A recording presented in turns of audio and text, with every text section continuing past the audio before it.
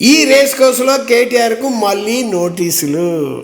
ఎందుకయ్యా ఇది అయ్యేది కాదు పోయేది కాదు, అనవసరంగా ఏసీబీ వాళ్ళకు పని లేని దందా పొయ్యి కాడి బొందా.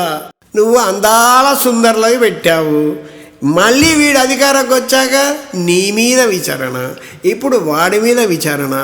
నేను ముఖ్యమంత్రి అయ్యాక మీ ఇద్దరి మీద విచారణ చేయనయ్యా. ఎందుకయ్యా తలక నొప్పి, దిమాగ్ ఖరాబ్. మీ దిమాగ్ లేని వాళ్ళు కాబట్టి మీ మీద విచారణ, దిమాగ్ లేదు. మీరిద్దరు ఒక్కొక్కరు 1000 కోట్ల పైన సంపాదించుకొని పెట్టుకున్నారయ్యా. మీకు అయితే ఏంది పోతేంది, జైలు ఉంటే ఏవో సెక్షన్లు పెట్టుకొని బెయిల్ మీద బయటకు వస్తారు, లంచాలు ఇస్తారు.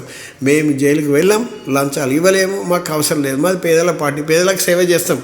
ఊకే కాళేశ్వరం మీద విచారణ, దాని మీద విచారణ, దీని మీద విచారణ, ఇట్లా దగ్గర 2-3 వేల కోట్లు వేస్ట్ చేస్తున్నారు. ఇదే డబ్బుతోని పేదలకు ఇల్లులు కట్టిస్తే, పని కల్పిస్తే హాయిగా ఉంటారు కదా. ఎందుకు ఇదంతా తలకాయ నొప్పి? బుర్రుందా, బుద్ధి ఉందా మీకు? ఫార్ములా ఈ రేసులో కేటీఆర్కు మళ్ళీ నోటీసులు. అది అమలు అయ్యేదా సచ్చేదా? ఓటుకు నోటు జరిగి ఎన్నేళ్ళు అయిందయ్యా? ఏమైనా అయిందా నీ మీద? ఇది కాంతే తెలియని దేవుడికి మీరంతా డ్రామాలు ఆడుతున్నారు, నాటకాలు. బిడ్డ, పేద ప్రజలు మీకు మామూలుగా అయ్యారు శిక్ష, మళ్ళీ జీవితంలో కోలుకోలేరు. పేద ప్రజల ప్రతినిధిని గుర్తుపెట్టుకోండి. ఇలాంటి విచారణలు పరమ వేస్ట్. కాబట్టి ఇది అయ్యేది కాదు పోయేది కాదు. నోటీసులు, కారులో హంగామా పోతాడు వాడేదాడు.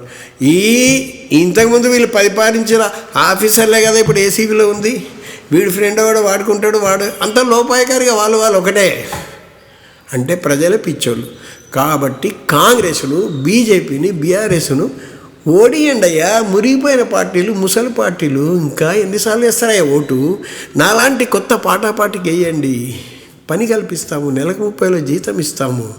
కాబట్టి నాకు ఓటేసి అధికారం ఇస్తే మీ అందరికీ చదువు చెప్పిస్తాము. ప్రతి ఒక్కటి వైద్యం ప్రతీది బ్రహ్మాండంగా ఉంటుంది.